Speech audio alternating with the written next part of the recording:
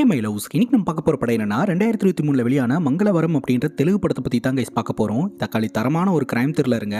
அது மட்டும் இல்லாம இதுவரைக்கும் நமக்கு பரிச்சயம் இல்லாத ஒரு விசித்திரமான நோயை பத்தியும் இந்த படத்துல பேசியிருப்பாங்க. படத்தோட ஒன்லைனர் என்னன்னா, ஊருக்குள்ள அடுத்தடுத்து கொலைகள் நடக்க ஆரம்பிக்குதுங்க. அந்த கொலைகள்லாம் எந்த மாதிரி நடக்குது அப்படின்னா, ஒரு மர்ம நபர்னால செவுத்துல பேர் எழுதப்படுது. அந்த பேருக்கு உரிமையானவர்கள் அடுத்த நாள் கொல்லப்படுறாங்க. கிராம மக்களுடைய பாயிண்ட் ஆஃப் வியூ என்ன அப்படின்னா, ஷைலு அப்படின்ற பெண்ணுடைய ஆன்மா தான் இந்த கொலைகள்லாம் பண்ணிக்கிட்டு இருக்கு அப்படின்ட்டு. யார் இந்த ஷைலு, இந்த ஷைலுக்கும் இந்த கிராமத்துக்கும் என்ன தொடர்பு அப்படின்றது தான் மொத்த படமே. ஏகப்பட்ட ட்விஸ்ட் அண்ட் டர்ன்ஸ் இருக்கக்கூடிய ஒரு தரமான கிரைம் த்ரில்லர்.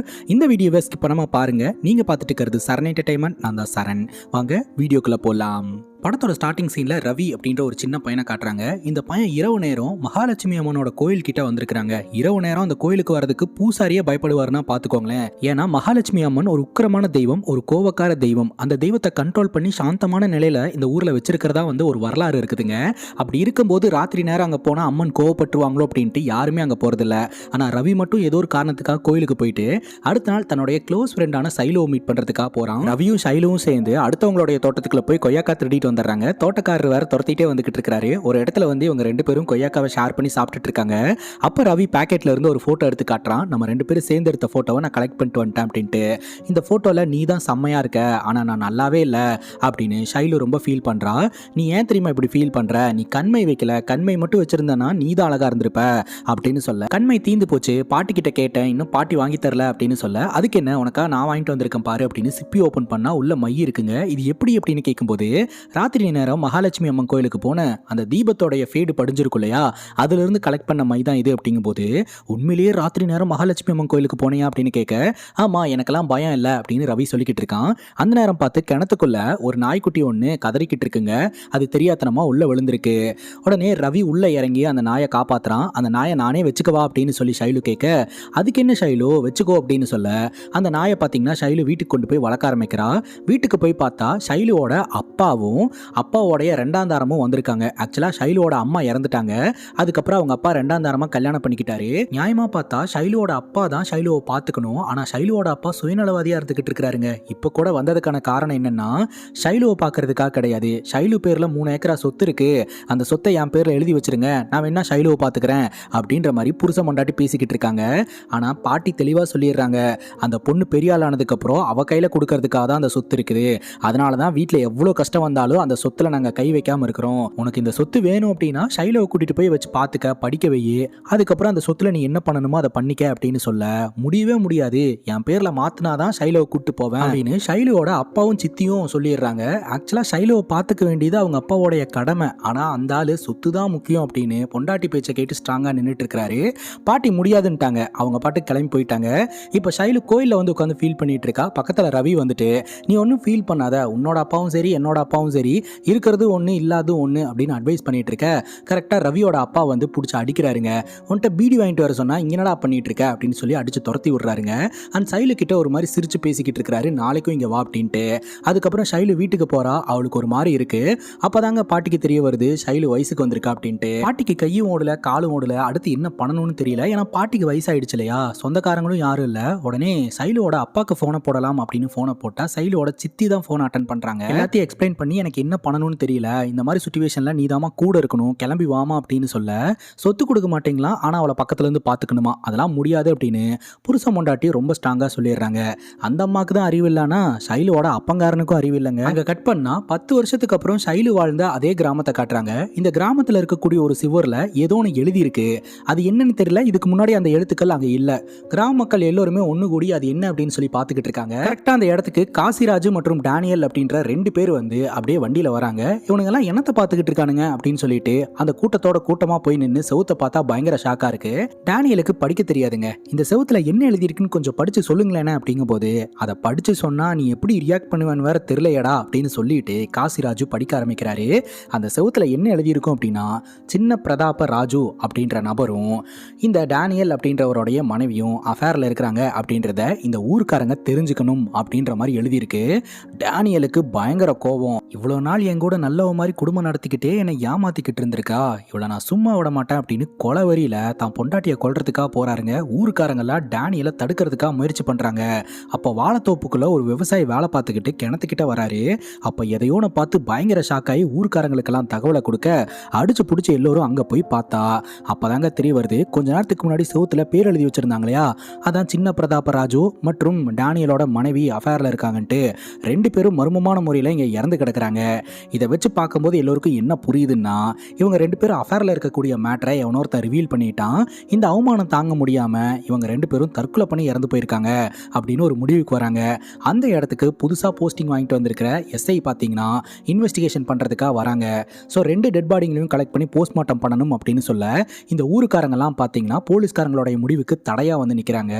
எங்கள் ஊரில் போஸ்ட்மார்ட்டம் பண்ணக்கூடிய வழக்கமெல்லாம் கிடையாது.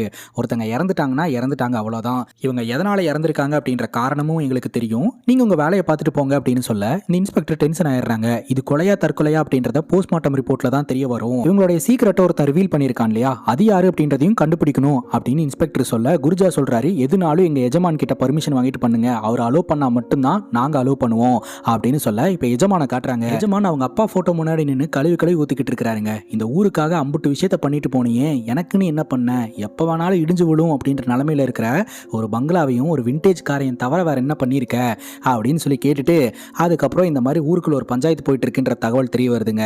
இவர் சரக்கு போட்டு தான் அந்த இடத்துக்கு வராரு. போலீஸ்காரங்க கிட்ட இவர் எகத்தாளமா தான் பேசிக்கிட்டு இருக்கிறாரு. இன்ஸ்பெக்டர் தெளிவா சொல்றாங்க, இவங்க ரெண்டு பேர்த்தோட இறப்புல எங்களுக்கு மர்மம் இருக்கு, அதனால நாங்கள் போஸ்ட்மார்ட்டம் பண்ணணும்னு நினைக்கிறோம். போஸ்ட்மார்ட்டம் பண்ணாதான் இதுக்கு பின்னாடி யார் இருக்காங்க அப்படின்னு தெரிய வரும், கொலையா தற்கொலையா அப்படின்றதும் போஸ்ட்மார்ட்டம்ல தான் தெரிய வரும் அப்படின்ற மாதிரி சொல்ல இந்த எஜமான் பார்த்தீங்கன்னா எங்க ஊர்ல கறியை வெட்டுறது தவிர வேற எதையும் வெட்ட மாட்டோம், அதனால உங்க வேலையை பார்த்துட்டு நீங்க கிளம்புங்க. இன்ஸ்பெக்டர் ஒத்துக்க மாட்டேன்றாங்க.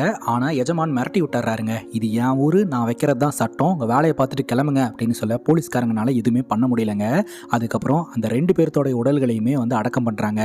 அங்க கட் பண்ணா இந்த காசிராஜ் இருக்கிறார் இல்லையா, இவரு நாகமணி அப்படின்றவங்களுடைய கடையில போய் உட்காந்துக்கிட்டு இருக்கிறாருங்க. அந்த லேடியோட கணவர் பார்த்தீங்கன்னா வெளிநாட்டில் வேலை பார்த்துக்கிட்டு இருக்கிறாரு. அதனால பார்த்தீங்கன்னா இந்த லேடி கிட்ட அட்வான்டேஜ் எடுத்துக்கலாம் அப்படின்னு சொல்லிட்டு காசிராஜ் ரொம்ப நாளா ட்ரை பண்ணிக்கிட்டு இருக்கிறாரு. அந்த ஷாப்புக்கு புலி அப்படின்ற ஒரு நபர் வராருங்க. இந்த புலி கூட பார்த்தீங்கன்னா காசிராஜோட க்ளோஸ் ஃப்ரெண்டு தான். ஆனால் புலிக்கு கண் பார்வை கிடையாது. ஸோ புலி கிட்ட கொஞ்சம் விளையாடலாம் அப்படின்னு நாகமணி கிட்ட நான் இங்கே இருக்கேன் அப்படின்னு அவங்க கிட்ட சொல்லாத அப்படின்னு சொல்ல சரின்னு சொல்லிட்டு நாகமணி அதுக்கேற்ற மாதிரி ரியாக்ட் பண்ணிக்கிறாங்க. இந்த புலி வந்து அங்கே டேபிள் உட்காந்துட்டு காசிராஜு பற்றி விசாரிச்சுட்டு காசிராஜுவெல்லாம் நம்பாத, அவன் பொறுக்கி பையன் அப்படின்ற மாதிரி பக்கத்தில் காசிராஜ் இருக்கும்போதே கம்ப்ளைண்ட் பண்ணிக்கிட்டு இருக்கிறாரு. காசிராஜுக்கு செம்ம கோவம் வந்துருது. அப்போ ஊருக்குள்ளெல்லாம் என்னை பற்றி இப்படி தான் சொல்லிட்டு தெரிஞ்சுக்கிட்டு இருக்கியாடா அப்படின்னு சொல்லிட்டு கழுத்தை பிடிச்சி நெரிச்சிக்கிட்டு இருக்கிறாருங்க. அங்கே கட் பண்ணா இந்த ஊரில் இருக்கக்கூடிய ஒரு டாக்டர் காட்டுறாங்க. அந்த டாக்டரை மீட் பண்ணுறதுக்காக ஒரு பேரண்ட் அவங்க குழந்தைய கூட்டு வராங்க. அந்த குழந்தைக்கு ஹை ஃபீவர் இருக்குது, அதுக்கான மருத்துவத்தை இங்கே பார்க்க முடியாது, டவுனில் இருக்கக்கூடிய ஹாஸ்பிட்டலுக்கு கூட்டு போங்க அப்படின்னு சொல்ல அதுக்கெல்லாம் எங்கள் கிட்ட காசு இல்லைங்க அப்படின்னு சொல்ல இந்த டாக்டரே பார்த்தீங்கன்னா பணம் கொடுத்து ஃபர்ஸ்ட் உங்கள் குழந்தைய குணப்படுத்துகிற வழியை பாருங்க அப்படின்னு சொல்லி அனுப்பி வைக்கிறாருங்க. ரொம்ப நல்லவராக இருக்கிறாரு. அங்கே கட் பண்ணால் நானி அப்படின்ற ஒரு பையனை காட்டுறாங்க. இந்த பையன் ஒரு பொண்ணை லவ் பண்ணிக்கிட்டு இருக்கான். ஸோ யாரும் வீட்டில் இல்லாத நேரமாக பார்த்து அந்த பொண்ணுக்கிட்ட போய் ரொமான்ஸ் எல்லாம் பண்ணிக்கிட்டு இருக்க கரெக்டாக இந்த பொண்ணோடைய அண்ணன் வீட்டுக்கு வர புல்லட் சவுண்டு கேட்குது. அண்ணங்காரன் வேற யாரும் கிடையாதுங்க, இந்த போலீஸையே எதிர்த்து பேசிக்கிட்டு இருந்தான் இல்லையா குருஜா அப்படின்னு சொல்லிட்டு அவன் தான். கரெக்டாக நானி வீட்டை விட்டு வெளியே வரும்போது நீ என்னடா இங்கே அப்படின்னு சொல்லி கேட்க கோவிந்தண்ண வீட்டில் ஃபங்க்ஷனு, அதான் இன்வைட் பண்ணிட்டு போலான்னு வந்தேன் அப்படின்ற மாதிரி சொல்லி சமாளிச்சுட்டு அந்த இடத்துலேருந்து எஸ் ஆயிடுறான்.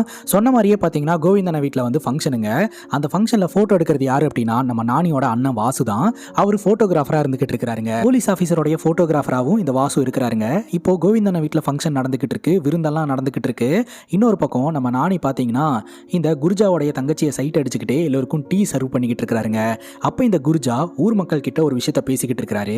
இந்த சம்பவத்தை பண்ணது கண்டிப்பாக வாசுவா தான் இருப்பான் அப்படின்னு சொல்ல எப்படிப்பா எந்த எவிடன்ஸுமே இல்லாமல் அவன் தான் குற்றவாளின்னு நீ சொல்ற அப்படிங்கும் போது எவிடன்ஸ் இல்லையா, இறந்தவன் நம்பாலுக்கும் வாசுக்கும் ஆல்ரெடி முன்பகை இருக்கு, அதனால தான் அவனுடைய இல்லீகல் அஃபேரை ரிவீல் படுத்திட்டு தற்கொலைக்கு தூண்டிருக்கான் இல்லாட்டி கொண்டிருக்கான் அப்படின்னு சொல்ல நானி இதை கேட்டுட்டு போய் வாசு கிட்ட போட்டு கொடுக்க வாசுக்கு செம்மக்கம் வந்துடுதுங்க. உடனடியாக விருந்து நடக்கிற இடத்துக்கு வந்து இந்த குருஜாவை போட்டு புழக்க உள்ள அடிதடி பஞ்சாயத்து ஆகிட்டு இருக்குது. கரெக்டாக அந்த இடத்துக்கு எஜமானோடைய பொண்டாட்டி இந்த பொண்ணை வாழ்த்துறதுக்காக வந்துக்கிட்டு இருக்காங்க. இது வரைக்கும் அடிச்சு மல்லு கட்டிட்டு இருந்தவன் எல்லோருமே டக்குன்னு சைலண்ட் ஆயிடுறானுங்க. அந்த எஜமானோடைய பொண்டாட்டி வந்து அந்த பொண்ணுக்கு வாழ்த்துக்கள்லாம் தெரிவிச்சுக்கிட்டு கிஃப்ட்ஸ் எல்லாம் கொடுத்துட்டு அந்த இடத்துல இருந்து கிளம்புனா அடுத்த செகண்டு மறுபடியும் அடிச்சு மல்லு கட்டிக்கிறானுங்க. அந்த பந்தெல்லாம் இடிஞ்சு விழுகிற அளவுக்கு சண்டை போட்டுக்கிறானுங்க. அங்கே கட் பண்ணா இந்த கோயில் பூசாரி கோயிலை புதுப்பிக்கணும் அப்படின்னு சொல்லி எஜமான் கிட்ட டொனேஷன் வாங்குறதுக்காக வந்திருக்கிறாருங்க. எஜமான் பார்த்தீங்கன்னா கோயில் பூசாரியை பிடிச்சி திட்டி விட்டுறாரு. சுற்றி அப்படியே பாருங்க இந்த பங்களாவோடைய நிலைமைய, இந்த பங்களா பங்களாக்கு பெயிண்ட் அடிச்சு எவ்வளோ நாள் இருக்கும் தெரியுமா? நானே அந்த நிலமையில தான் இருக்கேன். அப்படி இருக்கும்போது என்கிட்ட எப்படி நீங்கள் பணம் கேட்கலாம்? இனிமேல் பணம் வேணும், அது வேணும், இது வேணும்லாம் வீட்டு பக்கம் வந்துடாதீங்க அப்படின்னு சொல்லி திட்டி விட்டுறாருங்க. ஆனால் எஜமானோடைய மனைவி பார்த்தீங்கன்னா இங்கே வாங்க அப்படின்னு சொல்லி கூப்பிட்டு ஒரு அமௌண்ட்டை வந்து டொனேஷனாக கொடுக்குறாங்க. நீ எப்படி என்னோட பர்மிஷன் இல்லாமல் அவர்கிட்ட பணம் கொடுக்கலாம் அப்படின்னு எஜமான் கேட்க, எஜமானோடைய பொண்டாட்டி சொல்கிறாங்க, வயசில் பெரியவர் வீடு தேடி வந்திருக்கிறாரு, இருக்கோ இல்லையோ அவருக்கு கொடுக்க வேண்டிய ரெஸ்பெக்டை நம்ம கொடுத்து தான் ஆகணும், அதனால தான் இருக்கிற பணத்தை எடுத்து கொடுத்தேன் அப்படின்ற மாதிரி எஜமானோடைய பொண்டாட்டி எஜமான் கிட்ட சொல்லிக்கிட்டு இருக்காங்க. இப்போ நம்ம இன்ஸ்பெக்டரும் கான்ஸ்டபிளும் அப்படியே ஜீப்ல வந்துகிட்டு இருக்கும்போது வாழைத்தோப்புக்குள்ள ஒரு பெண்ணோடைய அலறல் சத்தம் கேட்குதுங்க. உடனே ஜீப்பை நிப்பாட்டி இறங்கி வந்து பார்த்தா அந்த இடத்துல எந்த ஒரு ஆள் நடமாட்டமே இல்லை. இது நம்மளுடைய மன பிரம்மையா இருக்கலாம் மேடம், நம்ம இங்கிருந்து கிளம்பலாம் அப்படின்னு சொல்லிட்டு கான்ஸ்டபிள் நம்ம இன்ஸ்பெக்டர் அங்கிருந்து கூப்பிட்டு போயிடுறாங்க. அங்க கட் பண்ணா இந்த ஊருக்குள்ள ஒரு திருவிழா ஒன்று நடந்துகிட்டு இருக்குதுங்க. அந்த திருவிழா முடிஞ்சதுக்கு அப்புறம் ஊருக்குள்ள ஒரு செவுத்துல பேர் எழுதியிருக்கு அப்படின்ற ஒரு தகவல். உடனடியாக எல்லோரும் அந்த இடத்துக்கு போய் என்ன எழுதியிருக்கு அப்படின்னு பார்த்துக்கிட்டு இருக்காங்க. அந்த இடத்துக்கு நம்ம காசிராஜ் மற்றும் புலி 2 பேரும் போறாங்க. புலிக்கு கண் பார்வை இல்லை, அதே சமயம் அவருக்கு ரொம்ப பயமா இருக்குன்னு சொல்லிக்கிட்டு இருக்கிறாரு. இப்போ காசிராஜ் பார்த்தீங்கன்னா படிக்க ஆரம்பிக்கிறாரு. அதில் என்ன எழுதியிருக்குன்னா, கிருஷ்ணய்யன் மற்றும் நாகமணி அப்படின்ற 2 பேரும் அஃபேர்ல இருக்காங்க அப்படின்றத இந்த ஊருக்காரங்க தெரிஞ்சுக்கணும் அப்படின்னு சொல்லி மென்ஷன் ஆயிருக்கு. அடிச்சு பிடிச்சி அவங்க 2 பேர்த்தையாவது காப்பாற்றலான்னு போனா அவங்க 2 பேரும் ஊர் எல்லையில் இருக்கக்கூடிய மரத்துல தூக்குல தொங்கிட்டு இருக்காங்க. சம்பவம் நடந்த இடத்துக்கு வந்த இன்ஸ்பெக்டர் பாத்தீங்கன்னா குருஜா கிட்ட போயிட்டு செத்தவனோட ஃப்ரெண்டு தானே அப்படின்னு சொல்லி கேட்க ஆமா அப்படின்றாரு. போட்டோ எடுத்துக்கிட்டு இருக்கிற வாசு கிட்ட போயிட்டு செத்தவனோட ஃப்ரெண்டு தானே அப்படிங்கும்போது ஆமா அப்படின்றாரு. அதுக்கப்புறம் இந்த ஒரு தகவல் எஜமானுக்கு தெரிய வருதுங்க. ஸோ இறந்து போன கிருஷ்ணய்யன் அப்படின்றவர் எஜமானுக்கு ரொம்ப வேண்டப்பட்டவர். கிருஷ்ணய்யன் செத்துட்டார் அப்படின்றத நம்ம எஜமானால நம்பவே முடியல. சம்பவம் நடந்த இடத்துக்கு வராரு. அப்போ வந்து இன்ஸ்பெக்டர் சொல்லிடுறாங்க, இந்த வாட்டி நீங்க போஸ்ட்மார்ட்டம் வேண்டான்லாம் சொன்னீங்கன்னா என்னாலாம் ஒத்துக்கவே முடியாது. இதோட 4 கொலை நடந்திருக்குது. இதுக்கு பின்னாடி இருக்கக்கூடிய கில்லரை கண்டுபிடிக்கணும்னா போஸ்ட்மார்ட்டம் பண்ணி தான் ஆகணும். யாருக்கு தெரியும், கில்லர் உங்களில் ஒருவனா கூட இருக்கலாம் அப்படின்னு எஜமான், குர்ஜா மற்றும் வாசு 3 பேர்த்த மீன் பண்ணியே இந்த இன்ஸ்பெக்டர் சொல்கிறாங்க. போஸ்ட்மார்ட்டமுக்காக டெட் பாடி அனுப்பி வைக்கப்படுதுங்க. ரிப்போர்ட் வரதுக்கு முன்னாடியே நம்ம இன்ஸ்பெக்டரோடைய யூகம் என்னன்னா, இந்த ஊருக்குள்ளே நிறைய நரிங்க இருக்கு. அந்த நரியில் ஒரு நரி தான் இந்த வேலையை பார்த்துக்கிட்டு இருக்கு. அது எந்த நரி அப்படின்றத சீக்கிரம் கண்டுபிடிக்கணும் அப்படின்ற மாதிரி இன்ஸ்பெக்டர் சொல்லிட்டு இருக்காங்க. நரின்னு யாரை மீன் பண்ணுறாங்க அப்படின்னா, ஃபர்ஸ்ட் இந்த கோயில் பூசாரி குருஜா, அதுக்கப்புறம் வாசுவோட தம்பி நாணி, அப்புறம் எஜமான். ஸோ இந்த மாதிரி இவங்க எல்லோருமே பார்த்தீங்கன்னா இன்ஸ்பெக்டரோடைய சஸ்பெக்ட் லிஸ்ட்டில் தான் இருக்காங்க. இவங்கெல்லாம் தான் மக்களை டைரெக்டாக இன்ஃப்ளூயன்ஸ் பண்ணக்கூடிய இடத்துல இருந்துட்டு இருக்காங்க. அதனால இவங்களில் யாரோ ஒருத்தங்க தான் கில்லராக இருக்க முடியும் அப்படின்ற மாதிரி நம்ம இன்ஸ்பெக்டர் திங்க் பண்ணிட்டு இருக்காங்க. இப்போ கிராமத்தில் பஞ்சாயத்து கூட்டுறாங்க. இந்த பஞ்சாயத்தில் கோயில் பூசாரி என்ன சொல்றாரு அப்படின்னா, இந்த சம்பவம் எல்லாமே செவ்வாய்க்கிழமை தான் நடந்துகிட்டு இருக்கு. அடுத்த வார செவ்வாய்க்கிழமையும் இதே மாதிரியான சம்பவம் நடக்கிறதுக்கான வாய்ப்பு இருக்கு. ஸோ இதெல்லாம் எதனால நடக்குதுன்னு என்னோட யூகம் என்னன்னா, நம்ம ஊருக்கு ஒரு பேட் பாஸ்ட் இருக்கு. அதாவது நம்ம ஊர்ல இருக்கக்கூடிய மகாலட்சுமி அம்மன் ரொம்ப உக்கிரமான தெய்வம். அவங்களுடைய கோவத்தோட வெளிப்பாடா நிறைய பேர் இறந்து போயிருந்திருக்காங்க. அதனால நம்ம பாட்டம் பூட்டெல்லாம் சேர்ந்து இந்த ஓமமெல்லாம் வளர்த்தி மகாலட்சுமி அம்மனை சாந்தமான வடிவில் நம்ம கோயிலில் வச்சிருந்திருக்காங்க. மேபி இந்த ஊர்ல நடந்த இன்சிடென்ட் மகாலட்சுமி அம்மனை கோவப்படுத்தி இருக்கலாம். அதனால அவங்க இந்த மாதிரிலாம் பண்ணலாம், நம்ம ஒரு ஹோமம் வளர்க்கலாம் அப்படின்ற மாதிரி சொல்ல காசிராஜ் சொல்றாரு, நடக்கிற சம்பவத்தெல்லாம் வச்சு இந்த பூசாரி அட்வான்டேஜ் எடுத்துக்க பார்க்கறான் அப்படின்ற மாதிரி சொல்ல, இல்ல அவன் சொல்றதுலயும் ஒரு பாயிண்ட் இருக்கு அப்படின்ட்டு எல்லாரும் டிஸ்கஸ் பண்ணிட்டு இருக்காங்க. ஃபைனலி ஒரு முடிவு எடுக்கிறாங்க. அதாவது ஊருக்காரங்க யாரையுமே வீட்டை விட்டு வெளியே வர வேண்டாம் அப்படின்னு ஒரு குரூப் பார்த்தீங்கன்னா இந்த ஊருக்குள்ள அலைய ஆரம்பிக்குது. யார் வந்து எழுதுறான்னு பார்த்துடலாம், எழுதுறவனை கையும் களமாக பிடிச்சிடலாம் அப்படின்னு சொல்லிட்டு கரெக்டாக அந்த செவ்வாய்க்கிழமை அன்னைக்கு எல்லோரும் பார்த்தீங்கன்னா அந்த ஒரு நபரை தேடி அலைய ஆரம்பிக்கிறாங்க. ஃபைனலி ஒரு நபர் எழுதுறதுக்காக வராரு. அந்த நபரை பார்த்தீங்கன்னா ஊர்க்காரங்கெல்லாம் துரத்திட்டு போயிட்டு இருக்க ஒரு கட்டத்துக்கு மேலே அந்த நபர் கையும் களவுமா நம்ம குருஜா கிட்ட மாட்டிக்கிறாருங்க. யார் அந்த நபர் அப்படின்னு பார்த்தா நமக்கு பயங்கர ஷாக்குங்க. அட நம்ம வாசுவோட தம்பி நாணி. அங்கே கட் பண்ணா டவுனுக்கு போன டாக்டர் பார்த்தீங்கன்னா ஊர் பக்கம் வந்திருக்கிறாரு. வாழைத்தோப்புக்குள்ளே ஏதோ பெண்ணோடைய அழுகுரல் கேட்குது அப்படின்ட்டு உள்ளே வந்து பார்த்தா தக்காளி அங்கே தாங்க ஒரு பயங்கரமான ஷாக்கு. இறந்து போன ஷைலு அப்படின்ற பொண்ணோடைய ஆன்மா அந்த இடத்துல உட்காந்துக்கிட்டு இருக்குது. டாக்டரை பார்த்ததும் டக்குன்னு கிணத்துக்குள்ளே போயிருதுங்க. சின்ன வயசில் ஷைலு அப்படின்ற ஒரு பொண்ணை பார்த்தலையா, அந்த பொண்ணு தாங்க எங்கள் ஆன்மாவாக உட்காந்துக்கிட்டு இருக்கா. அவளோட வாழ்க்கையில் என்ன நடந்தது அப்படின்னு சொல்லி அவளோட வாழ்க்கை கதையை பாதியோட நிப்பாட்டிட்டாங்க இல்லையா, இப்போ அப்படியே கண்டினியூ பண்ண ஆரம்பிக்கிறாங்க. ஷைலு பார்த்தீங்கன்னா இப்போ காலேஜ் படிக்கக்கூடிய ஒரு பொண்ணாக இருந்துகிட்டு இருக்கா. ஸ்டில் ஷைலுவோட அப்பாவும் சித்தியும் பார்த்தீங்கன்னா ஷைலுவை சேர்த்துக்கவே இல்லை. ஷைலு தன்னோட பாட்டி வீட்டில் தாங்க வளர்ந்துக்கிட்டு இருக்கா. இப்போ காலேஜ் படிக்கக்கூடிய ஒரு பொண்ணாக இருந்துகிட்டு இருக்கா. சின்ன வயசில் ஷைலுக்கு ரவி அப்படின்ற ஒரு ஃப்ரெண்டு இருந்தான் இல்லையா, ரவியோட அப்பாவும் பார்த்தீங்கன்னா வீட்டில் நடந்த ஒரு தீ விபத்தில் 2 பேருமே இறந்து போயிட்டாங்க. ஸோ இப்போ ஷைலுக்கு ஃப்ரெண்டுன்னு யாரும் கிடையாது. ஷைலு காலையில் காலேஜுக்கு கிளம்பும் போது ஷைலுவை பார்த்து பக்கத்து வீட்டுக்காரன் பயங்கரமாக சைட் அடிச்சுக்கிட்டு இருப்பான். ஆனால் ஷைலு கண்டுக்கவே மாட்டா. காலேஜுக்கு போய் ஒரு ஸ்கூட்டரை மட்டும் ஒரு மாதிரி டச் பண்ணிட்டு இவ காலேஜுக்குள்ளே போவா. போவா. அப்பதாங்க தெரிய வருது காலேஜில் ஒர்க் பண்ணுற இங்கிலீஷ் மாஸ்டர் மேலே சைலுக்கு இன்ட்ரெஸ்ட் இருக்குது அப்படின்னு சொல்லிட்டு. அந்த இங்கிலீஷ் மாஸ்டரும் பார்த்தீங்கன்னா சைலு கிட்ட பதிலுக்கு இன்ட்ரெஸ்ட் காட்டிக்கிட்டே இருக்கிறாரு. எப்படி இவங்க 2 பேர்த்துக்குள்ள ஃபர்ஸ்ட் பழக்கம் அப்படின்னு பார்த்தீங்கன்னா, இந்த இங்கிலீஷ் மாஸ்டர் முறையாக இந்த காலேஜுக்கு வரும்போது பர்ஸை மிஸ் பண்ணிடுவார். அந்த பர்ஸ் பார்த்தீங்கன்னா நம்ம சைலு கையில் கிடைக்கும். அதை எடுத்து பார்த்துட்டு அதை கொண்டு போய் இங்கிலீஷ் மாஸ்டர் கிட்ட கொடுத்து அப்படி தான் பார்த்தீங்கன்னா இவங்க 2 பேர்த்துக்குள்ள ஃப்ரெண்ட்ஷிப் கிரியேட் ஆயிருக்குது. அதுக்கப்புறம் நம்ம சைலுவோட கிளாஸ்க்கே பார்த்தீங்கன்னா இங்கிலீஷ் மாஸ்டர் வராரு. எல்லா மாணவர்களையும் ஒரு மாதிரி ட்ரீட் பண்ணுவார். சைலுவை மட்டும் ஒரு மாதிரி ஸ்பெஷலாக ட்ரீட் பண்ணுவார். அது சைலுக்கு ரொம்பவே பிடிச்சிருக்குங்க. ராத்திரி ஆனால் சைலு பார்த்தீங்கன்னா இங்கிலீஷ் மாஸ்டரோடைய நினப்பிலேயே படுத்து தூங்க ஆரம்பிக்கிறார். இங்கிலீஷ் மாஸ்டர் சைலுவோட வீட்டு பக்கத்தில் தாங்க ஸ்டே பண்ணியிருக்காரு. அதனால சைலு பார்த்தீங்கன்னா அவருக்கு பாயாசம் கொடுக்கலாம் அப்படின்னு பாயாசம் எடுத்துகிட்டு வந்திருக்காங்க. வெளியே வர ஹெவியாக மழை பெஞ்சிக்கிட்டு இருக்கு. பாயாசம் கொடுத்துட்டு கிளம்பலான்னு கிளம்பும்போது வெளியே மழை பெஞ்சிக்கிட்டு இருக்கு. எங்கே போகிற, கொஞ்ச நேரம் உட்காரு, மழை விட்டதும் போவையாமா அப்படின்ட்டு. ஆக்சுவலாக வெளியே நல்ல மழை, பக்கத்தில் ஒரு அழகான பொண்ணு, பிடிச்ச ஃபுட்டு, இந்த மாதிரியான ஒரு சுச்சுவேஷனை நான் புக்கில் படிச்சிருக்கேன், ஒரு நிமிஷம் உட்காரேன் அப்படின்னு சொல்லிட்டு அந்த புக்கை எடுத்து வச்சு ஒரு பேராகிராஃபை வாசிக்கிறாருங்க. எந்த மாதிரி அப்படின்னா நம்ம தலைவர் கூட ஒரு படத்தில் பண்ணுவார் இல்லையா, மேட்ரு புக் வாங்கிட்டு வந்து உட்காந்து பாப்பா வந்தால் தாழ்பால் போட்டால் அப்படின்ட்டு பாம்பு கூட வரும்ல, அந்த மாதிரி அந்த புக்கில் என்னமோ இருக்குங்க. இவர் என்ன பண்ணுறாருன்னா சைலுவை வர்ணிச்சு அப்படியே பேசிக்கிட்டு இருக்கிறாரு. அது ஷைலுக்கும் தெரியுது. ஷைலு கிட்ட அப்படியே இங்கிலீஷ் மாஸ்டர் அப்ரோச் பண்ணுறாரு. ஆரம்பத்தில் ஷைலு அலோவ் பண்ணுறாங்க. அதுக்கப்புறம் வேண்டாம் அப்படின்னு சொல்லிட்டு வீட்டை விட்டு ஓடி வந்துடுறாங்க. ஐயோ இப்படி சொதப்பிருச்சு அப்படின்ட்டு இங்கிலீஷ் மாஸ்டரும் கதவை லாக் பண்ணிட்டு உள்ளே போயிடுறாருங்க. என்ன நினச்சானே தெரியல, ஷைலு போனவ ரிட்டர்ன் வந்துடுறா. உடனே இங்கிலீஷ் மாஸ்டருக்கு மேலே இவ அப்ரோச் பண்ணுங்க. 2 பேருடைய ரிலேஷன்ஷிப் வந்து கன்ஃபார்ம் ஆகுது. அதுக்கப்புறம் இவங்க 2 பேரும் ஜாலியாக ஒன்றா ஊரை சுற்றிக்கிட்டு இருக்காங்க. ஸோ நினச்ச நேரமெல்லாம் இவங்க பார்த்தீங்கன்னா ரிலேஷன்ஷிப்பில் தாங்க இருந்துக்கிட்டு இருக்கிறாங்க. ஸோ அந்த அளவுக்கு இவங்க 2 பேரும் சந்தோஷமாக இருக்காங்க. ஷைலு என்ன நினச்சிக்கிட்டு இருக்கா அப்படின்னா, இங்கிலீஷ் மாஸ்டருக்கு நம்மளை பிடிச்சிருக்கு, நம்ம இங்கிலீஷ் மாஸ்டரை கல்யாணம் பண்ணி சந்தோஷமாக வாழ போகிறோம் அப்படின்ட்டு. அப்போ தான் ஷைலுவோட வாழ்க்கையில் ஒரு இடி வந்து விழுதுங்க. 2 நாளாக இங்கிலீஷ் மாஸ்டர் வரவே இல்லை. அப்போ பார்த்தீங்கன்னா இன்னொரு இங்கிலீஷ் மாஸ்டர் வந்து இனிமேல் நான் தான் கண்டினியூ பண்ண போகிறேன் அப்படின்ற மாதிரி சொல்கிறாரு. நம்ம மாஸ்டருக்கு என்ன ஆச்சுன்னு தெரியலையே அப்படின்னு ஷைலு யோசனை பண்ணிட்டு இருக்க. அப்போ தான் பார்த்தீங்கன்னா இங்கிலீஷ் மாஸ்டர் அவர் கல்யாணம் பண்ணி ஒரு பொண்ணை கூட்டிகிட்டு வந்து எல்லோருக்கிட்டையும் இன்ட்ரோ பண்ணி வச்சுக்கிட்டு இருக்கிறாரு. ஷைலுக்கு தூக்கி வாரி போட்டுருதுங்க.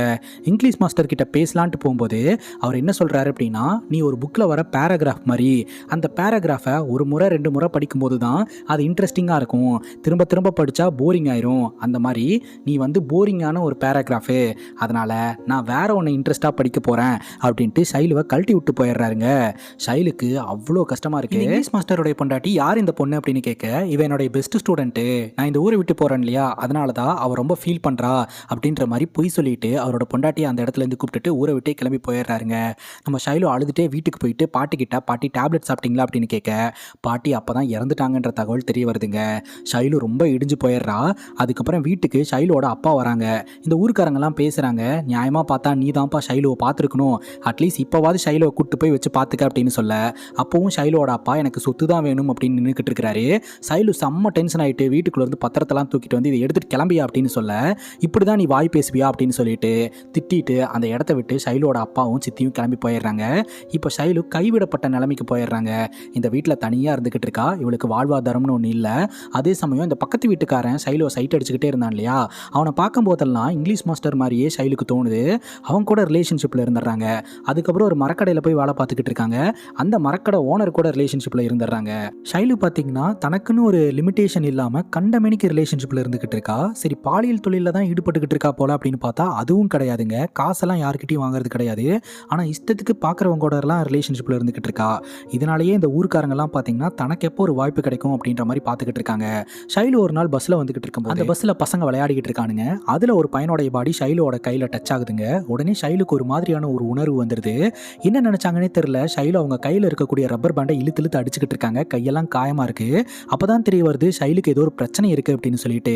அதுக்கப்புறம் ஷைலு ஒரு மரக்கடையில் வேலை பார்த்துக்கிட்டு இருக்கா இல்லையா, அந்த ஓனர் அவனோட ஃப்ரெண்ட்ஸ் எல்லாம் கூட்டிகிட்டு வந்து என்கிட்ட நீ எப்படி க்ளோஸாக இருந்தியோ அதே மாதிரி என் ஃப்ரெண்ட்ஸ் கிட்டையும் இரு அப்படின்னு சொல்ல ஷைலு மறுத்தர்றா.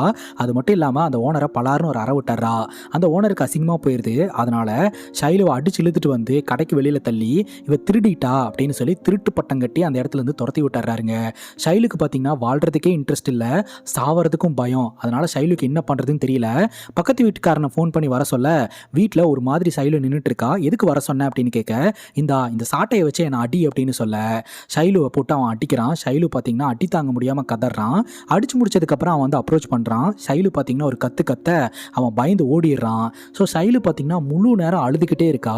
இவளுக்கு ஏதோ ஒரு பிரச்சனை இருக்குன்னு தெரியுது. பட் என்ன அப்படின்னு நமக்கு இப்போதைக்கு தெளிவாக தெரியவே இல்லைங்க. பஸ் ஸ்டாப்பில் இருக்கக்கூடிய பிச்சைக்கார முதற்கொண்டு ஷைலு ரிலேஷன்ஷிப்பில் இருந்துக்கிட்டு இருக்கா. இதையெல்லாம் கவனிச்ச ஊருக்காரங்க பார்த்தீங்கன்னா எஜமான் கிட்ட போய் கம்ப்ளைண்ட் பண்ணுறாங்க, இந்த ஷைலுவோட போக்கே ஒன்றும் சரியில்லை அப்படின்ட்டு. சரி ஷைலுவை கூப்பிட்டு வாங்க பேசலாம் அப்படின்னு சொல்ல, ஷைலு பார்த்தீங்கன்னா புதுசாக புடவையெல்லாம் கட்டிட்டு ரெடியாக எங்கேயோ கிளம்பிட்டு இருக்கா. அப்படியே பிடிச்சி இழுத்துட்டு வந்து எஜமான் வீட்டு வாசலில் போடுறாங்க. எஜமான் பார்த்தீங்கன்னா மிரட்டுறாரு, இந்த மாதிரி தேவையில்லாத வேலை பண்ணிட்டு இருக்கிற ஒருத்தி எங்கள் ஊரில் இருக்கக்கூடாது. ஸோ எங்கள் ஊர் வந்து கட்டுப்பாடோடு இருக்கக்கூடிய ஊர், இப்படி கட்டுப்பாடு இல்லாமல் இருக்கக்கூடிய ஒருத்தி இந்த ஊருக்குள்ளேயே இருக்க தேவையில்ல, இவளை அடித்து ஊரை விட்டு விரட்டி விடுங்க அப்படின்னு சொல்ல, இந்த ஊருக்காரங்கெல்லாம் ஒன்று கூடி கல்லால் அடிச்சே பார்த்தீங்கன்னா இவளை துரத்துறாங்க. என்னை எதுவும் பண்ணிடாதீங்க, நான் எந்த தப்பும் பண்ணல அப்படின்னு சொல்லிட்டு கெஞ்சரா. ஆனால் யாருமே விட்டுறதா இல்லைங்க, கல்லால் அடிச்சே விரட்டி விடுறாங்க. அடுத்த நாள் பார்த்தீங்கன்னா ஊருக்காரங்களுக்கெல்லாம் தகவல் தெரிய வருது, இந்த வாழைத்தோப்புக்குள்ளே இருக்கக்கூடிய கிணத்துக்குள்ளே ஒரு டெட் பாடி மிதக்குது அப்படின்ட்டு. யார் அப்படின்னு சொல்லிட்டு அந்த டெட் பாடியை வெளியே தூக்கி போடும்போது தான் தெரிய வருது அது ஷைலு அப்படின்னு சொல்லிட்டு. ஸோ ஷைலு பார்த்தீங்கன்னா அவமானம் தாங்க முடியாமல் தற்கொலை பண்ணி இறந்து போயிருக்கா அப்படின்னு தெரிய வருது. ஊருக்காரங்க பார்த்தீங்கன்னா இவளை வந்து புதைக்கவெல்லாம் கூடாது, ரிச்சுவல்லாம் பண்ணக்கூடாது, ஏதாவது ஆற்றுல தூக்கி போட்டுடலாம் அப்படின்ற மாதிரி பேசிக்கிட்டு இருக்காங்க. அங்கே கட் பண்ணால் இப்போ ப்ரெசன்ட் சுச்சுவேஷன். இப்போ நம்ம இன்ஸ்பெக்டர் பார்த்தீங்கன்னா ஸ்டேஷனுக்கு வராங்க. கான்ஸ்டபிள் வந்து மேடம் போஸ்ட்மார்ட்டம் ரிப்போர்ட் வந்திருக்கு, இந்தாங்க இதுதான் ரிப்போர்ட்டு. அது மட்டும் இல்லாமல் டாக்டர் பார்த்தீங்கன்னா இறந்து போன ஷைலுவோட ஆன்மாவை இந்த ஊருக்குள்ள பார்த்ததா சொன்னார், அதனால் ஊருக்காரங்கெல்லாம் வந்து இங்கே நடக்கிற கொலைக்கு ஆன்மா தான் காரணம்னு சொல்கிறாங்க அப்படின்னு சொல்ல, மனுஷனோ ஆன்மாவோ எனக்கு பதில் சொல்லி தான் ஆகணும் அப்படின்ற மாதிரி இன்ஸ்பெக்டர் சொல்கிறாங்க. இப்போது போலீஸ்காரங்க வந்து இந்த நாணியை பிடிச்சிட்டு வந்திருக்காங்க. ஏன்னா நாணி வந்து ஊர் மக்கள் கிட்ட வசமாக மாட்டினான் இல்லையா, அவன் என்ன சொல்கிறான்னா, ஆக்சுவலாக நான் வந்து இந்த குருஜாவோடைய தங்கச்சியை லவ் பண்ணிக்கிட்டு இருக்கேன், எங்கள் 2 பேர்த்தோடைய பேரை நான் செவுத்தில் எழுதி வச்சேன்னா எங்கே நாங்கள் 2 பேரும் செத்து போயிடுவோமோ அப்படின்னு பயந்து ஊருக்காரங்களே கல்யாணம் பண்ணி வச்சுருவாங்க, அதுக்காக தான் மேடம் இந்த மாதிரி பண்ணேன், பட் ஊரில் நடக்கிற கொலைக்கும் எனக்கும் சம்மந்தம் கிடையாது அப்படின்ற மாதிரி இந்த நாணி சொல்லிக்கிட்டு இருக்கான். ஸோ நாணிக்கும் இந்த கொலைகளுக்கும் தொடர்பு இல்லை அப்படின்னு சொல்லிட்டு அவனை விட்டுறாங்க. அடுத்த செவ்வாய்க்கிழமை வந்துருச்சுங்க. இன்னைக்கு யாரும் சாகக்கூடாது, அவனை பிடிச்சே ஆகணும் அப்படின்னு ஊருக்காரங்களாம் தேடிட்டு இருக்க ஒரு செவுத்துல எழுதியிருக்கு அப்படின்ற ஒரு தகவல். அங்கே போய் பார்த்தா HIV அவேர்னஸ் தான் வந்து எழுதியிருக்கு. அப்போ இங்கே எழுதி வச்சு நம்மளை டைவர்ட் பண்ணிட்டு வேற எங்கேயோ உண்மையான கில்லர் வந்து எழுத போகிறான் அப்படின்ட்டு ஊருக்காரங்களாம் தேடுறாங்க. அப்போ இந்த ஊரில் ஒரு ஜெனூனான டாக்டர் இருக்கிறார் இல்லையா, அவரு பார்த்தீங்கன்னா செவுத்துல எழுதிக்கிட்டு இருக்கிறாருங்க. கரெக்டாக அந்த இடத்துக்கு வந்து இன்ஸ்பெக்டர் கை தட்டிக்கிட்டு இருக்காங்க. ஷைலுவோட பேயை பார்த்தேன், ஷைலுவோட பேய் தான் இதெல்லாம் பண்ணிட்டு இருக்கு அப்படின்னு ஊருக்காரங்களை நம்ப வச்சுட்டு நீங்கள் தான் செவுத்துல எழுதி எல்லாரையும் கொலை பண்ணிட்டு இருக்கீங்களா, எப்படி எனக்கு உங்கள் மேலே சந்தேகம் வந்து ஃபாலோ பண்ணேன்னு தானே யோசிக்கிறீங்க. போஸ்ட்மார்ட்டம் ரிப்போர்ட், அதில் இறந்தவங்களோட உடம்புல அனஸ்தீசியா இருந்திருக்கு அப்படின்னு தெரிய வந்திருக்கு. போஸ்ட்மார்ட்டம் பண்ண விடாமல் இந்த ஊருக்காரங்க தடுத்தது உங்களுக்கு அட்வான்டேஜாக அமைஞ்சிருச்சு. உங்களுடைய கீப்பை கொலை பண்ணிட்டானுங்க அப்படின்ட்டு நீங்கள் பழி வாங்கிட்டு இருக்கீங்களா அப்படின்னு சொல்லி உடனடியாக இந்த டாக்டர் அட்டாக் பண்ண, டாக்டர் பார்த்தீங்கன்னா நம்ம இன்ஸ்பெக்டர் அட்டாக் பண்ணி ஒரு இடத்துல போய் கட்டி போட்டு வச்சுருந்துருக்கிறாரு. அப்பவும் இன்ஸ்பெக்டர் உங்கள் கீப்புக்காக இதெல்லாம் பண்ணுறீங்களா அப்படின்னு கேட்க, வாய மூடுங்க, அவன் என்னோட கீப்பெல்லாம் கிடையாது, அவன் என்னுடைய மக மாதிரி. இந்த ஊர்க்காரங்க எல்லோருமே பார்த்தீங்கன்னா இவளை ஒரு காம பிசாசா பார்த்துக்கிட்டு இருந்தாங்க, ஆனால் நான் அவளை ஒரு பேஷண்ட்டாக பார்த்தேன், அதனால் அவளுக்கு மறுவாழ்வு கொடுக்கணும் அப்படின்னு சொல்லி கூட்டிகிட்டு வந்தேன். எனக்கு சாவறதுக்கு பயமாக இருக்குது டாக்டர், என்னை கொன்றுங்க டாக்டர் அப்படின்னு சொல்லி கெஞ்சினா, கொல்றது டாக்டரோட வேலை கிடையாது, காப்பாற்றுறது தான் டாக்டரோடைய வேலை அப்படின்னு சொல்லி அவளை டெஸ்டிங்கெல்லாம் உட்படுத்தினேன். அப்போ தான் அவளுக்கு ஒரு ரேரான நோய் இருக்கிறதே தெரியும். சாதாரண மனுஷன் ஃபிசிக்கல் ரிலேஷன்ஷிப்பில் இருக்கணும்னு நினைக்கும் போது உருவாகிற உணர்ச்சியை விட 10 மடங்கு அதிகமாக இவளோட உடம்புல கிரியேட் ஆகிட்டு இருக்கு. அந்த மாதிரியான உணர்ச்சி உருவாகும் போது இவளோட உடம்பு இவளோட கண்ட்ரோல்லே இருக்காது. அதை கண்ட்ரோல் பண்ணுறதுக்காக தான் இவளுடைய உடம்புல ரப்பர் பேண்டை கட்டி அடித்து தன்னை டைவர்ட் பண்ண முயற்சி பண்ணியிருந்திருக்கிறா. அப்படி இருந்தும் கண்ட்ரோலில் மீறி தான் இந்த மாதிரியான விஷயங்கள்லாம் நடந்திருக்கு. ஒருத்தவங்க கூட ஃபிசிக்கல் ரிலேஷன்ஷிப்பில் இருக்கா அப்படின்னா மனசார அவள் வந்து ஃபிசிக்கல் ரிலேஷன்ஷிப்பில் இருக்க மாட்டா. ஸோ அவளுடைய பாடி வந்து அந்த ஹார்மோன் சேஞ்சஸ்னால அவளையவே கண்ட்ரோல் பண்ணி அந்த மாதிரி இருக்க வச்சுக்கிட்டு இருக்கும் அப்படின்ற மாதிரி சொல்ல, இன்னும் எப்படி டாக்டர் இவளோட உடம்புல வந்தது அப்படின்னு சொல்லி கேட்க, மெயினாக பேட் பாஸ்ட் தான். மேபி அவளோட சின்ன வயசில் சைல்டு அபியூஸ் நடந்திருக்கலாம், வளர்ந்த விதம் சரியில்லாமல் இருந்திருக்கலாம், வளரும்போது ஏமாற்றப்பட்டிருக்கலாம், மோசமான சூழ்நிலைகளை அனுபவிச்சிருக்கலாம். இதெல்லாம் ஸ்ட்ரெஸ்ஸுக்கு காரணமாக அமைது. இந்த ஸ்ட்ரெஸ் ஹார்மோன் சேஞ்சஸை கிரியேட் பண்ணுது. அதில் பர்டிகுலராக வந்து இவளோட உடம்புல இந்த செக்ஸுவல் ஹார்மோனு ட்ரிகர் பண்ணதுனால அதனால தான் இவளோட உடம்புல இந்த மாதிரியான ஒரு மாற்றம் வந்திருக்கு அப்படின்னு சொல்ல, இதுக்கு க்யூர் இருக்கா அப்படின்னு கேட்க, இதுக்கு மருந்தே கிடையாது, ஆனால் கண்ட்ரோல் பண்ண முடியும். பேசிக்கான மருந்து சாப்பிட்டு மென்டலி வந்து யாரும் இல்லைன்னு நீ ஏன் நினச்சிக்கிட்டு இருக்க, உனக்கு நான் இருக்கேன் அப்படின்னு சொல்லி அவளுக்கு ஒரு சப்போர்ட்டிவாக இருந்தோம் அப்படின்னா அவளே கொஞ்சம் கொஞ்சமாக அதிலிருந்து மீண்டு வெளியே வந்துடுவா, அவனால் கண்ட்ரோல் பண்ண முடியும் அப்படின்னு டாக்டர் சொல்கிறாங்க. ஸோ இந்த ஒரு டாக்டர் பார்த்தீங்கன்னா நம்ம ஷைலுவை தான் பொண்ணை வளர்க்கலாம் அப்படின்னு சொல்லி முடிவெடுத்துட்டாருங்க. ஏன்னா அவருக்கு ஒரு பொண்ணு இருந்திருக்கு, அந்த பொண்ணை கட்டி கொடுத்துருந்துருக்கிறாரு. அந்த பொண்ணுக்கு புருஷன் வீட்டில் பெரிய பிரச்சனைங்க. ஒரு கட்டத்துக்கு மேலே இந்த டாக்டர் கிட்ட சொல்லாமையே அந்த பொண்ணு தற்கொலை பண்ணி இறந்து போயிடுச்சு. கடைசி வரைக்கும் என் பொண்ணுக்கிட்ட நான் என்ன பிரச்சனைன்னு கேட்கவே இல்லை, பட் ஷைலுவோட முகத்தில் என்னோட பொண்ணை நான் பார்க்குறேன், அதனால் இவளோட க்யூர் பண்ண வேண்டியது என்னோட பொறுப்பு அப்படின்னு சொல்லிட்டு நம்ம டாக்டர் பார்த்தீங்கன்னா பொறுப்பு ஏற்றுக்கிட்டாருங்க. அப்போ இப்போ நடக்கிற நடக்கிற கொலைகள், அப்போ அடுத்து யாரை கொல்ல போறீங்க? நீங்கள் இங்கே இருக்கீங்க அப்படின்னா அப்போ உங்களுக்கு வேற யாரோ சப்போர்ட் பண்ணி தான் வந்து ஹெல்ப் பண்ணி கொலை பண்ண வச்சுக்கிட்டு இருக்காங்க. அது யார் அப்படின்னு கேட்க, அங்கே கட் பண்ணால் யாரோ ஒரு மர்ம நபர் மாஸ்கை போட்டுக்கிட்டு இந்த ஃபோட்டோகிராஃபர் வாசு இருக்கிறார் இல்லையா, அவர் பயங்கரமாக அட்டாக் பண்ணிக்கிட்டு இருக்க அந்த மாஸ்க் போட்டவருக்கும் கத்தி குத்து விழுது. ஒரு கட்டத்துக்கு மேலே வாசுவை கொலை பண்ணுறாரு. நீ யார் அப்படின்னு சொல்லி வாசு கேட்க, உடனே அந்த மாஸ்க் போட்டிருக்கிறவரு மாஸ்கை ரிமூவ் பண்ணுறாரு. அவர் வேற யாரும் கிடையாதுங்க, சின்ன வயசில் இறந்து போயிட்டு தான் நினச்சிக்கிட்டு இருக்க நம்ம ஷைலுவோட பெஸ்ட் ஃப்ரெண்டு ரவி. பாஸ்ட்டில் நடந்த ஒரு விஷயத்தை காட்டுறாங்க. ஷைலு பார்த்தீங்கன்னா ஹாஸ்பிட்டலில் ட்ரீட்மெண்ட்லாம் எடுத்துகிட்டு இருக்கும்போது அந்த இடத்துக்கு ரவி வந்திருக்கிறாரு. ரவியை பார்த்ததும் ஹக் பண்ணிவிட்டு, நீ செத்து போயிட்டு தான் நான் நினச்சேன் அப்படின்னு சொல்லிட்டு ஷைலு அழுகுறாங்க. அப்போ தான் சின்ன வயசில் என்ன நடந்தது அப்படின்றத ரவி சொல்கிறாருங்க. ஆக்சுவலாக ரவியோட அப்பா ஷைலு கிட்ட அப்யூஸ் பண்ணுறதுக்கு ட்ரை பண்ணி இருந்திருக்கிறாரு. இந்த விஷயத்தை தெரிஞ்சுக்கிட்ட ரவி பார்த்தீங்கன்னா நைட்டு அவங்க அப்பா தூங்கும்போது கல்லை தூக்கி போட்டு கொலை பண்ணிவிட்டு தீயை வச்சு கொளுத்தி விட்டாருங்க. ஸோ அந்த தீயில வந்து நம்ம ரவியும் ரவியோட அப்பாவும் இறந்துட்டு தான் வந்து ஊர்க்காரங்களாம் நம்ப ஆரம்பிச்சிட்டாங்க. அதை அப்படியே மெயின்டைன் பண்ணிக்கலாம் அப்படின்னு சொல்லிட்டு நம்ம ரவி தலைமறைவாக வாழ ஆரம்பிச்சிருந்திருக்கிறாரு. ஆனால் ஷைலு வளரும் போது எல்லா சூழ்நிலையிலையும் கூட இருந்ததா சொல்கிறாரு. ஷைலு அந்த மாஸ்டர் மேலே காதல் வாய்ப்பட்டு ஒளிஞ்சிருந்த போதும் பார்த்துட்டு இருந்திருக்கிறாரு. ஷைலு பார்த்தீங்கன்னா அந்த மாஸ்டரால் ஏமாற்றப்பட்டு ஃபீல் பண்ணிட்டு இருக்கும் போதும் ஒளிஞ்சிருந்து பார்த்துக்கிட்டு இருந்திருக்கிறாரு. ஆனால் ஷைலு முன்னாடி வந்து நிற்கிறதுக்கு பயம், அதனாலேயே வராமல் இருந்திருக்கிறாருங்க. ஒரு கட்டத்துக்கு மேலே ஷைலுக்கு இப்படி ஒரு பிரச்சனை இருக்குது அப்படின்னு தெரிஞ்சதுக்கப்புறம் வேறு வழியே இல்லை, நம்ம தான் ஷைலுவை காப்பாற்றி ஆகணும் அப்படின்னு சொல்லிட்டு முன்னாடி வந்திருக்கிறாருங்க. அதனால் இந்த டாக்டர் பார்த்தீங்கன்னா நீங்கள் 2 பேரும் கல்யாணம் பண்ணிக்கங்க அப்படின்னு சொல்ல, ரவி நான் பண்ணிக்கிறேன் அப்படின்னு சொல்கிறாரு. ஆனால் ஷைலு வேண்டான்னு சொல்கிறாங்க. நான் உடல் அளவில் ரொம்ப மோசமான ஒரு பொண்ணாக இருக்கேன் அப்படின்னு சொல்ல, நீ உடல் அளவில் தான் அப்படி இருக்கியே தவிர மனதளவில் பியூராக தான் இருக்க, நான் உன்னை கல்யாணம் பண்ணிக்கிறேன் அப்படின்னு சொல்ல, டாக்டர் நீங்கள் 2 பேரும் கல்யாணம் பண்ணி எங்கேயாவது போய் நிம்மதியாக வாழுங்க அப்படின்னு சொல்ல, சரி நாளைக்கு காலையில் நான் ரெடியாகி வந்துடுறேன் அப்படின்னு சொல்லிட்டு ஷைலு வீட்டுக்கு கிளம்புறாங்க. அப்படி ரெடியாகி வரும்போது தான் இந்த எஜமான் வந்து ஷைலுவை கூப்பிட்டு வர சொல்லி ஊருக்காரங்கெல்லாம் சேர்ந்து கல்லால் அடித்து பெரிய பிரச்சனையாகி அதுக்கப்புறம் ஷைலு வந்து கிணத்துல விழுந்து இறந்து போன விஷயம் தெரிய வருதுங்க. ரவி ரொம்பவே மனமுடிஞ்சு போயிடுறாரு.